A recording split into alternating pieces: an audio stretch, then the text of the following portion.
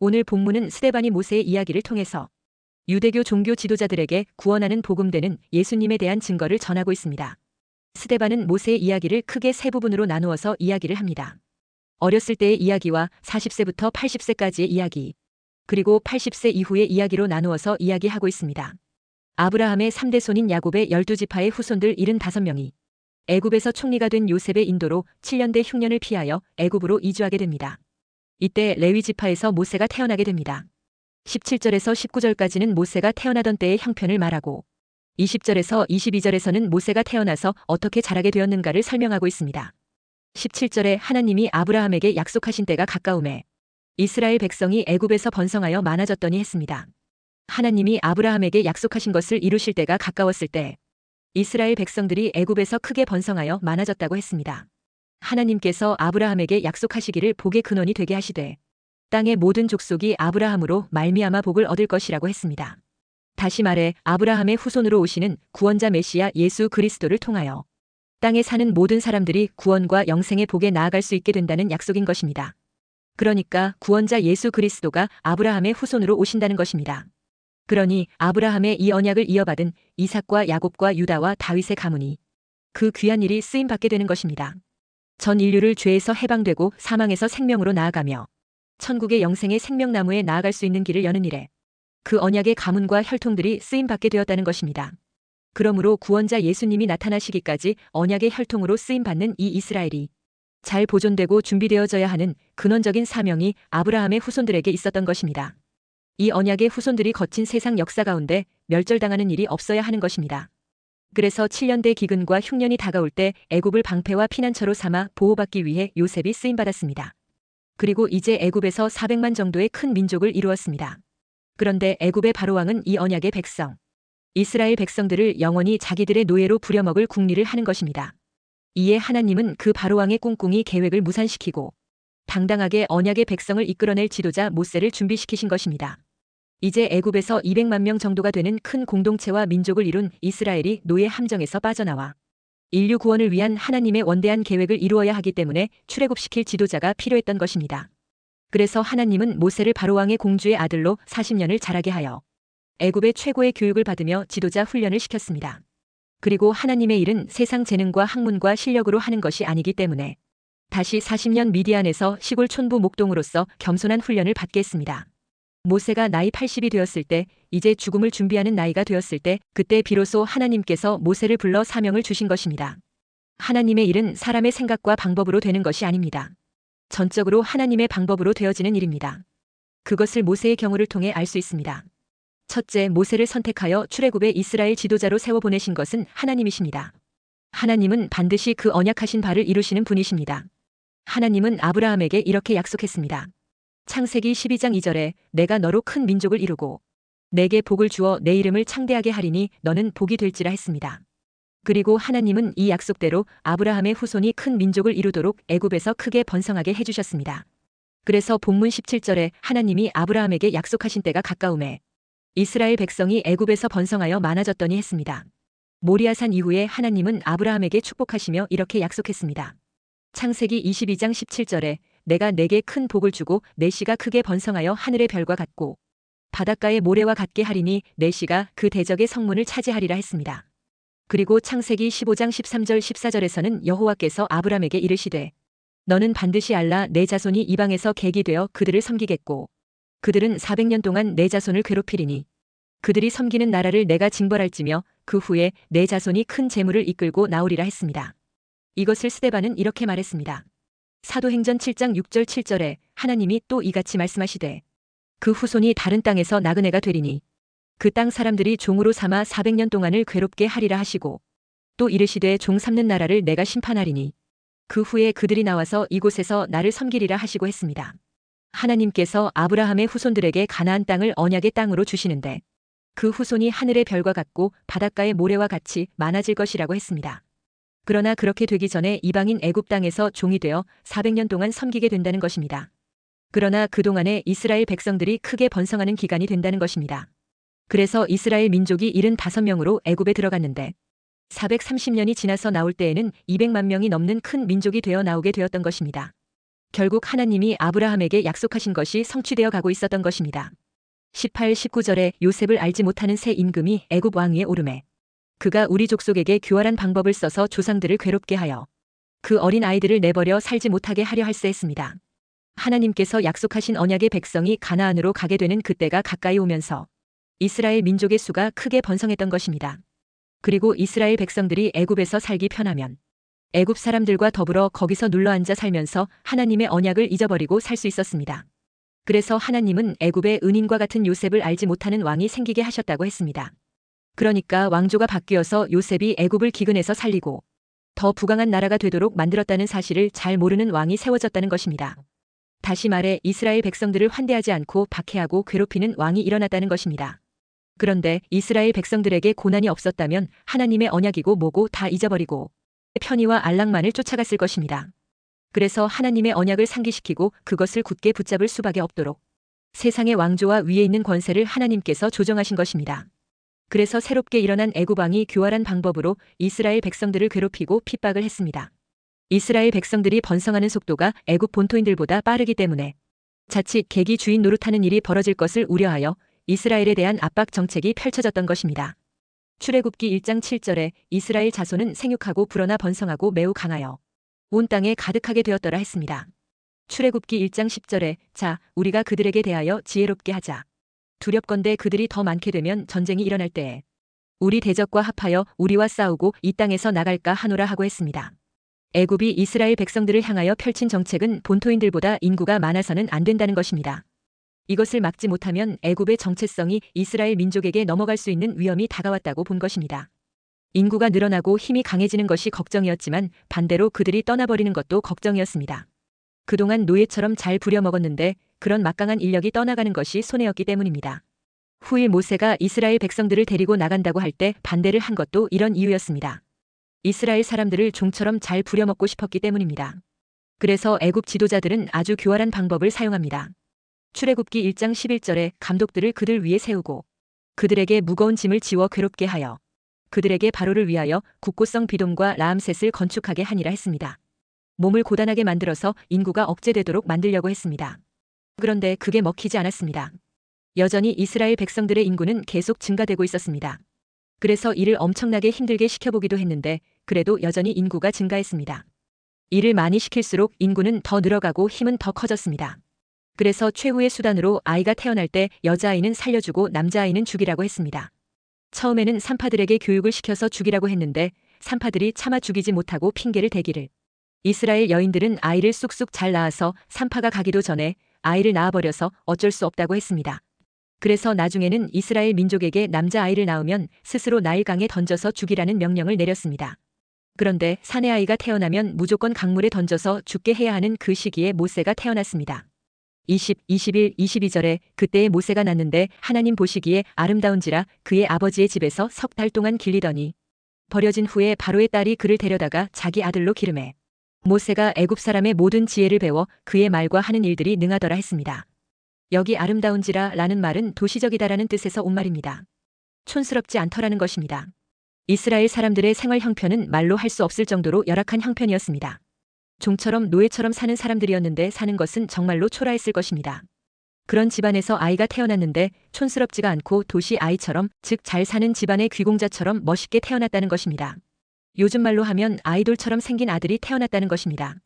그래서 그들 부모는 차마 이렇게 잘생긴 아이를 죽일 수도 없고 강물에 버릴 수 없다고 해서 왕의 명령을 무시하고 석 달 동안 집에 숨겨서 키웠습니다.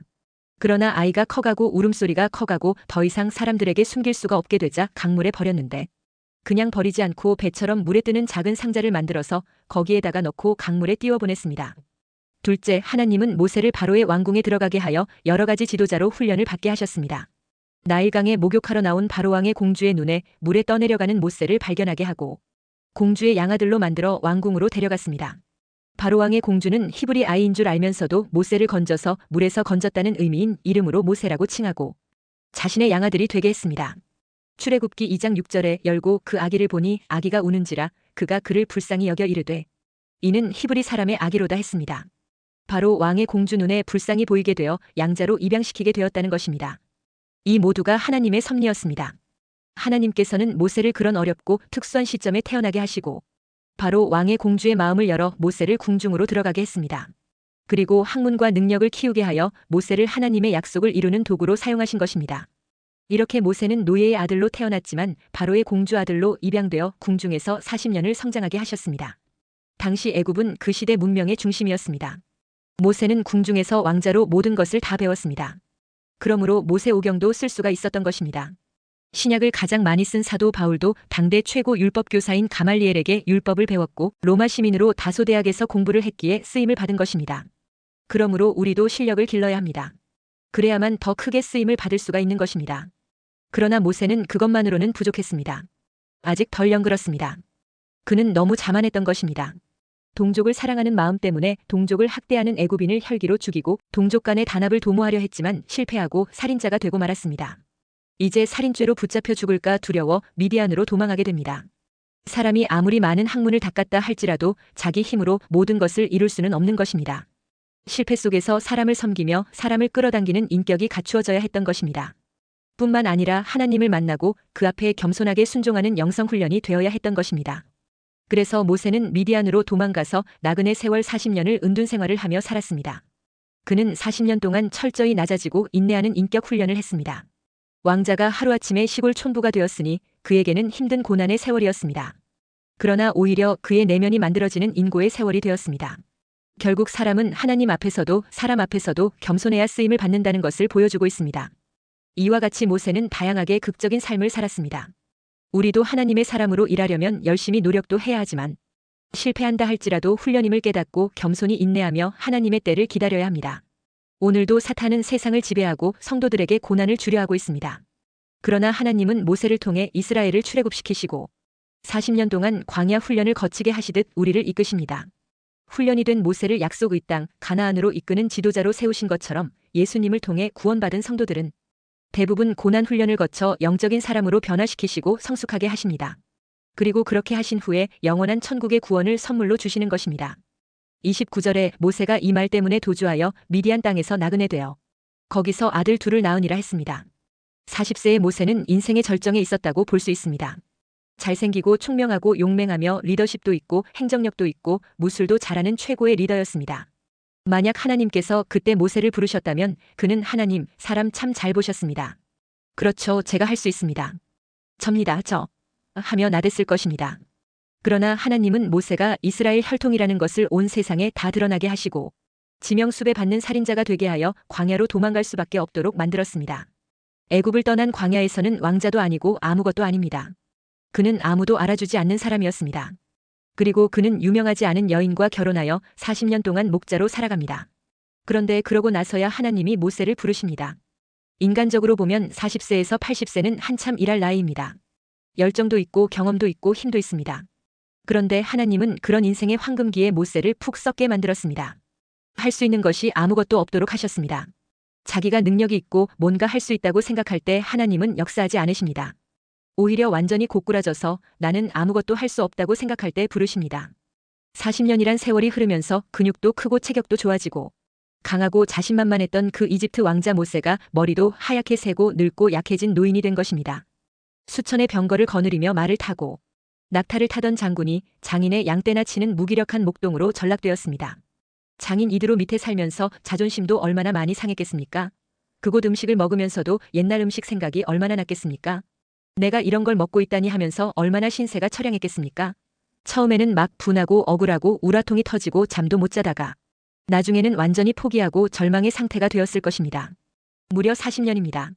나는 이제 이렇게 살다가 가나보다 하며 포기하고 살고 있었습니다. 모세를 훈련시키신 광야는 하나님께서 사용하시는 최고의 제자 훈련이요 신앙훈련 학교입니다. 광야는 낮에는 불같이 덥고 밤에는 얼음같이 추운 곳입니다. 아무도 나를 알아주지 않는 곳, 외롭고 억울하고 위험하고 배고프고 서러운 곳입니다. 광야는 우리의 자존심이 산산이 부서지는 곳입니다. 아무도 들어주지 않고 알아주지도 않는 곳입니다. 그런데 그곳에서 우리는 쓸데없는 것들을 다 버리는 법을 배우게 됩니다. 내가 잘 나갈 때 내게 붙어서 아첨하던 기회주의자들은 다 떨어져 나가고 진정한 친구만이 남는 곳이 광야입니다. 그래서 하나님께서는 리더를 세우시기 전에 광야를 거치게 하십니다. 모세가 그랬습니다. 하나님의 약속과 그 약속이 성취되는 사이에는 반드시 인내의 기간, 광야의 시간이 있습니다. 우리는 다 빨리 되기를 원합니다. 그래서 신문에 화제의 인물이라고 나는 것을 보면 최연소라고 나는 게 많습니다. 그런데 빨리 된다고 다 좋은 게 아닙니다. 빨리 마쳤는데 부실 공사가 되는 경우도 많습니다. 인간의 약함을 아시는 하나님께서 긴 시간을 거치게 하시면서 인내하는 법을 배우게 하십니다. 그 힘든 광야에서 인내를 배우게 하십니다. 혹시 지금 광야의 기간을 보내고 계십니까? 일이 잘 안 풀리고 뭔가 잘 안 되고 내가 이제 여기서 이러다 끝나나 보다 하는 안타까운 마음이 있습니까? 그런데 놀랍게도 하나님이 80세의 모세를 진짜 부릅니다. 그와 같은 역사가 우리에게도 일어날 수 있습니다. 오히려 나는 다 죽어버린 그때가 하나님이 쓰시기에 가장 좋은 때가 되는 것입니다. 스데반이 왜 모세를 종교 지도자들에게 이야기합니까? 유대인들 대부분은 아브라함의 후손이라는 것을 자랑하고 위대한 지도자 모세가 있었다는 것을 자랑하기 때문입니다. 그런데 정작 그 조상들과 함께 하시는 하나님의 손길에 대해서는 외면하고 있습니다. 그래서 스데반은 하나님께서 아브라함과 모세와 같은 조상을 통해 우리를 구원하시고자 하는 구원의 언약을 드러내고 싶었던 것입니다. 아브라함과 모세를 통해서 하나님께서 이루시고자 한 구원의 언약이 예수 그리스도를 통하여 이루어졌다는 놀라운 사실을 보지 못하고 있는 것에 대한 안타까움으로 아브라함과 모세 이야기를 전하고 있는 것입니다. 특히 모세는 하나님께서 예수님을 통하여 하나님의 백성들을 구원하시려는 모습을 가장 적절하게 보여주는 인물입니다. 그의 이름도 굳이 하나님께서 직접 지어주지 않으셔도 구원이라는 의미를 갖고 있습니다. 모세라는 이름은 바로의 공주가 모세를 물에서 건져내고 구원했다는 의미로 지어준 이름입니다. 마찬가지로 예수님이라는 이름도 구원이라는 의미입니다. 모세가 이스라엘의 지도자가 되어서 애굽에서 종노릇하던 이스라엘 백성들을 구원하여 이끌고 나와서 가나안 땅으로 들어가게 하는 일을 했습니다. 마찬가지로 애굽 세상에서 마귀에게 종노릇하는 우리들을 예수님이 십자가 대속의 피로 건지고 구원하여 영원한 가나안 땅인 천국으로 들어가게 하시는 것입니다. 이스라엘 백성들이 그냥 모세 이야기는 잘 알고 있습니다. 그런데 막상 모세를 통하여 우리에게 하시고자 하는 하나님의 구원에 대해서는 잘 알지 못합니다. 그러니까 유대인들이 조상 자랑하며 자부심은 가지고 있는데 정작 그 조상들을 통하여 하시고자 하는 하나님의 뜻에 대해서는 무지한 것입니다. 모세가 똑똑해서 훌륭한 지도자가 된 것이 아니었습니다. 하나님께서 그를 돌보시지 않으셨다면 그는 태어나자마자 죽임을 당할 불쌍한 존재였습니다. 하나님께서 그를 돌보지 않으셨다면 그저 나일 강물에 흘러내려가서 죽고 말았을 사람입니다.